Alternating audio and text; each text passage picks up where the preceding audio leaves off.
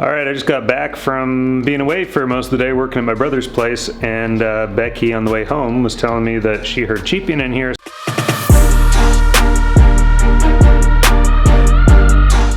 And we have something that's hatched, so let's pull it out and see what it is, because we didn't have the hatching box in there, the pipping box in there. So the thing is still up in the hatching tray, unfortunately, poor little thing. But we'll pull them out. Last night we were supposed to get them transferred to the pipping box, but we thought we'd split the difference because the big red broiler eggs also have to go in here, so we were gonna do it tonight. So yeah, we were gonna do this tonight instead of last night with the duck eggs, and then tomorrow night with the big red broiler eggs. We were just gonna put them all in tonight, but we've already got hatching, so now we're gonna have to pull them out, and hopefully we don't shrink wrap any chicks in the in their eggs, but we'll see.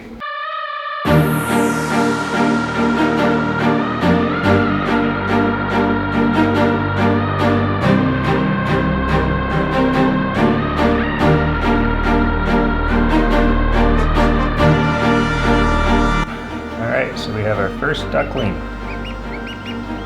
Cute little thing. Still kind of wet, needs to dry out somewhere. But this is a Silver Appleyard Duckling.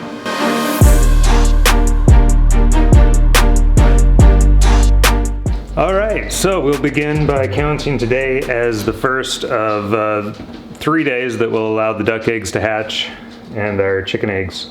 Yeah, we'll see how this goes. We might have to actually pull the duck eggs or the ducklings out before all of our big red broilers hatch. We'll see what happens here. I'm very surprised by this because they weren't supposed to begin hatching till tomorrow at the earliest.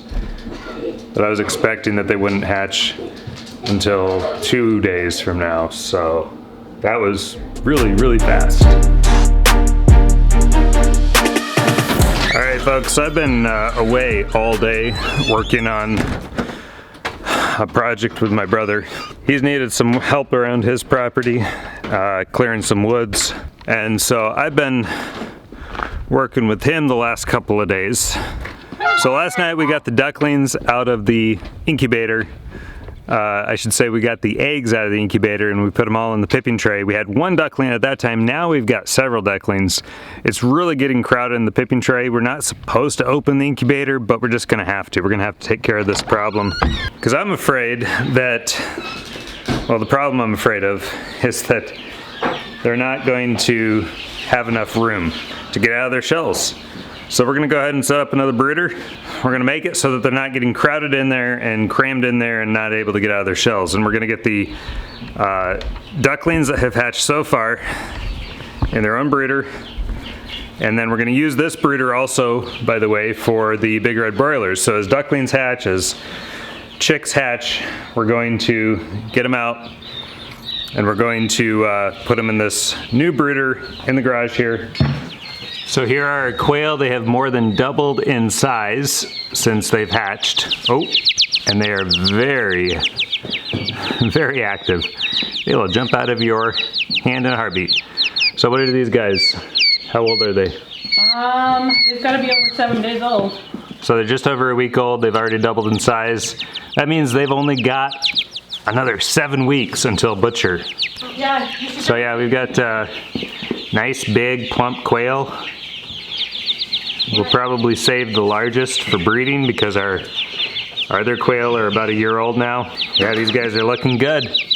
They're looking nice and big and developing well. So a little update on our Dominiques. They are getting big. Look at this. This guy would more than fill my hand. And before they were just little tiny chicks. So they're doing really good. This is the way that they actually prefer to be held. They stay much calmer when they're upside down. But they're really getting feathered out here. They've got feathers on their sides, feathers on their legs, feathers on their wings, of course. That's the first place they feather out. They're already starting to get little feathers on their head. So I'd say another 2 weeks, definitely, maybe even 1 week, and they'll be ready to go outside. Now these are a dual purpose bird. We got them for egg laying, but they're also gonna be meat birds. We're gonna probably cook up and process most of the roosters. 17, 18 weeks. We'll be looking at processing these guys.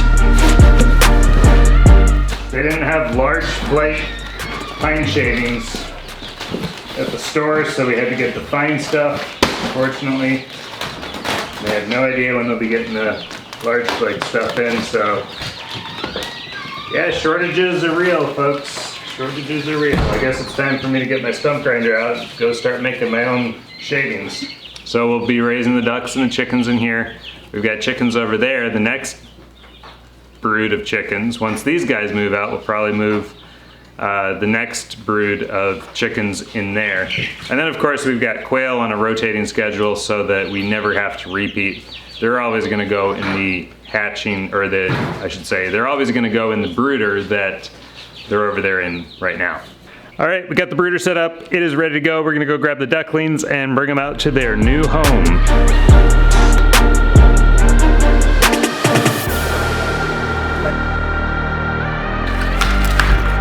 Clean out some of these eggshells. Yeah, these guys are good and active. They look really healthy. Look at this cute little baby duckling.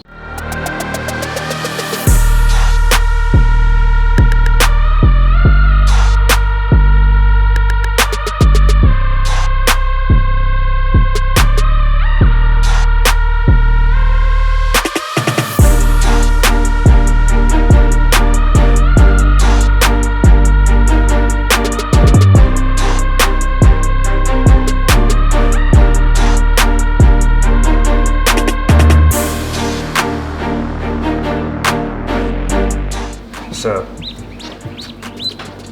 here we've got a fresh duckling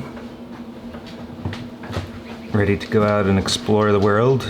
All right, folks, so normally you don't want to open this until 3 days have passed or you're sure that all the eggs that are going to hatch have hatched, because here's the thing, they get shrink wrapped, but it's not due to the drop in temperature. What's really going on when they get shrink wrapped is they are actually the membrane inside the egg has lost moisture content, has begun to dry out, and now it's too tough and they can't break through it or free of it, or some of that gunk in the egg begins to stick to them and basically glue them to the inside of the shell. So that's why I went in there and I saved a few ducklings. We'll see how this goes. Hopefully I don't have to save too many more and the rest can hatch on their own. By the end of today, whatever's hatched will have hatched, and we'll probably leave the rest of the eggs in there for a couple more days, see what happens to them. 23 ducklings so far. Bunch of ducklings, look like they're doing really good. All right, so we'll keep updating you on the ducklings as they progress. Last night I rescued a duckling from its shell, helped it free itself. You only want to help.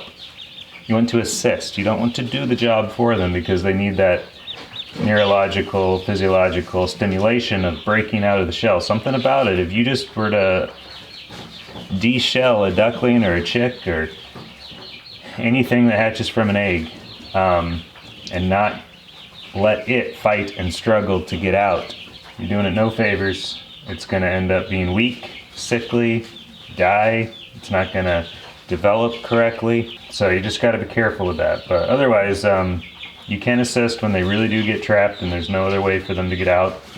And this was partially due to our negligence in scheduling and timing all the hatching.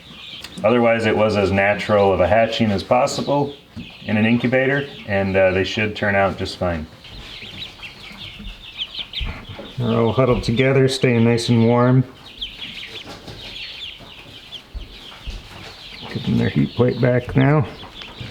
And we'll take a quick look at our quail. Oh, they're doing good. They're getting big. Hey guys. And of course we've got our Dominics. Hey guys. You're not so flighty anymore, huh?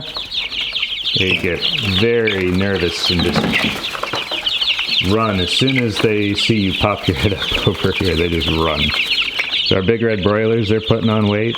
Our Dominics are doing good, and we've got our one little Viola told her she's right. She just jumped out. All right, fun little update from the brooding garage.